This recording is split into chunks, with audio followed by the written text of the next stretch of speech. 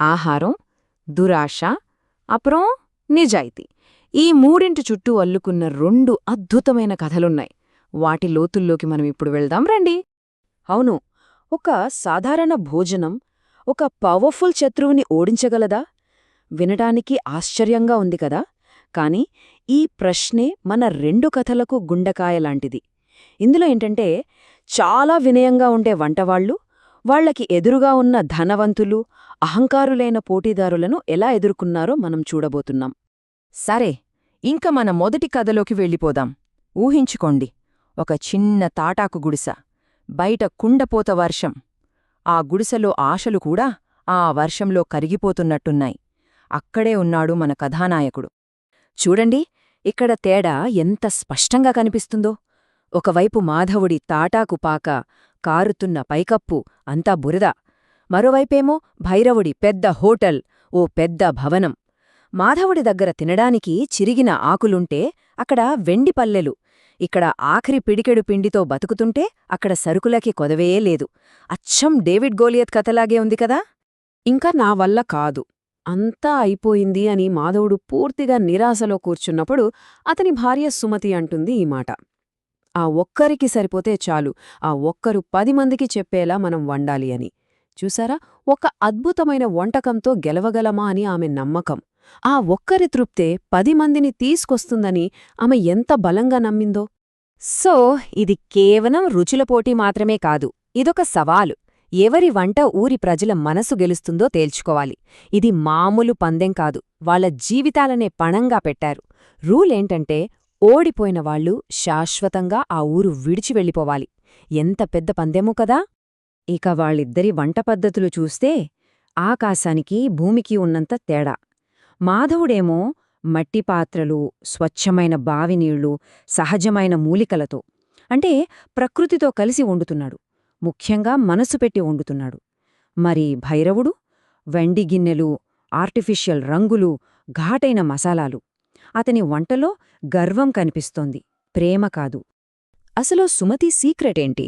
అదేదో మాయమంత్రమనుకుంటున్నారా? కానే కాదు. వాళ్ల విజయానికి రెసిపీ ఏంటంటే, మొదట పాత బావి నీళ్లు, వాటిలో ఉండే సహజమైన తీపిదనం కోసం. తర్వాత వాళ్ల సొంత పొలంలో పండిన ఎండుమిర్చి, ధనియాలు, అడవి మూలికలతో చేసిన ఒక రహస్యం మిశ్రమం. ఫైనల్గా మట్టిపాత్ర, దానికుండే ఆ ప్రత్యేకమైన ఫ్లేవర్ కోసమన్నమాట. చూసారా, అంత ప్రకృతితో ముడిపడి ఉంది. సరే, తీర్పు చెప్పే సమయం వచ్చింది. మొదట భైరవుడి బిర్యానీ తిన్నారు. అబ్బా, అంతా నూనె, ఘాటైన కారం. అది తిన్నాక అందరికీ మూగ నీరసంగా అనిపించింది. ఆ తర్వాత మాధవుడి వంటకం రుచి చూశారు.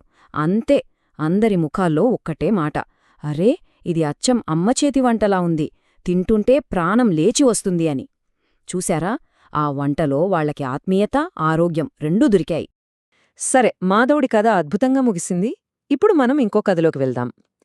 ఇక్కడా కూడా నిజాయితీకి, దుర్మార్గానికి మధ్య పోరాటమే. ఈ కథలో మన హీరో సూర్యం చాలా ప్రశాంతంగా తన హోటల్ నడుపుకుంటూ ఉంటాడు. మరి విలన్ ఎవరంటే భూపతి, ఆ హోటల్ భూమి మీద కన్నేసిన ఒక దుర్మార్గపు భూస్వామి.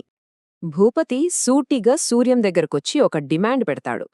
వచ్చే అమావాస్య నాటికి నాకు 10 లక్షలు కట్టాలి, లేదంటే ఈ హోటల్ నాదే అని. అసలతని ప్లాన్ ఏంటంటే, ఆ హోటల్ను పడగొట్టి అక్కడొక సినిమా హాల్ కట్టాలని. అందుకే సూర్యం అప్పు తీర్చలేని పరిస్థితి కల్పించి అతని పేరు పాడు చెయ్యడానికి ఒక నీచమైన ప్లాన్ వేస్తాడు. ఆ ప్లానేంటో చూడండి. అర్ధరాత్రి భూపతి మనిషి రంగడు హోటల్లోకి చొరబడి వంటకోసం సిద్ధం చేసిన పిండిలో విరోచనాల మందు కలిపేస్తాడు. ఆ తర్వాత తెల్లవారుజామున 3 గంటలకు ఊరంతా ఒక దైవిక అద్భుతం జరిగిందని ప్రకటిస్తారు. ఉదయం సూర్యుడు ఉదయించగానే సూర్యం పరువు పోవడం చూడ్టానికి భూపతి వస్తాడు. కాని గంట తర్వాత ఆ ప్లాన్ వాళ్లమీదే రివర్స్ అవుతుంది. ఆహారంలో మందు కలిపి ఊరందరినీ సూర్యంకు వ్యతిరేకంగా మార్చాలన్నది వాళ్ల ప్లాన్. కానీ ఇక్కడే అసలు ట్విస్టుంది. భూపతి వేసిన ఈ నీచమైన పథకం గురించి సూర్యాంకి ముందే తెలిసిపోతుంది. అందుకే అతను వాళ్ల ప్లాన్ని వాళ్లకే వ్యతిరేకంగా మార్చడానికి ఒక అద్భుతమైన ఎదురుదాడికి సిద్ధపడతాడు. తన శత్రువుని తను తవ్విన గోతిలోనే పడేలా చేస్తాడు. సూర్యం ఎంత తెలివైనవాడంటే అతను సిచ్యుయేషన్ని పూర్తిగా మార్చేశాడు. శత్రువు పండిన వలలోనే వాళ్లను బంధించాడు. ఎలాగంటే రాత్రి దేవతలు తన వంటగదిని ఆశీర్వదించారని, ఇప్పుడు తన దగ్గరున్న ఆహారం మామూలుది కాదని, అది రోగాలను నయం చేసే దైవప్రసాదమని ఊరంతా ప్రచారం చేశాడు. ఇంకా తెలివిగా ఏం చేశాడంటే, దేవతలు నాకు కలలో కనిపించి ఈ ప్రసాదం మొదటి ముద్ద మన ఊరి పెద్దకే పెట్టమని చెప్పారు అని అందరి ముందు ప్రకటించాడు. ఇంకేముంది, ఊరి ప్రజలందరి ఒత్తిడితో ఊరి పెద్దయిన భూపతి ఆ ప్రత్యేక ప్రసాదాన్ని రుచిచూడక తప్పని పరిస్థితి ఏర్పడింది. స్కెచ్ అదిరింది కదా? ఇక్కడే అసలైన ఎదురుదెబ్బ తగిలింది. సూర్యం ఏం చేశాడంటే, ఆ మందు కలిపిన పిండితో చేసిన ఆహారాన్ని కేవలం భూపతికి అతని మనిషి రంగడికి మాత్రమే వడ్డించాడు.